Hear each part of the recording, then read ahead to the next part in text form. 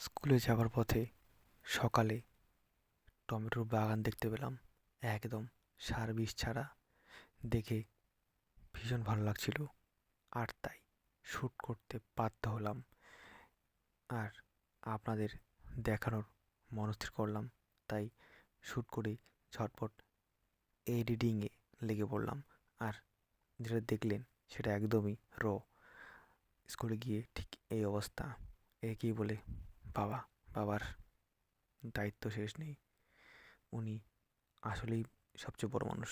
আর আমার বাচ্চা এদিকে দারুণভাবে অসুস্থ, কারণ অন্য একটা কুকুর, পথের কুকুর, সে কামড়িয়ে এর অবস্থা খারাপ করে দিয়েছিল। উরুতে এত ব্যথা পেয়েছে যে ও হাঁটতে পারছে না। কি যে কষ্ট বলে বোঝানো যাবে না।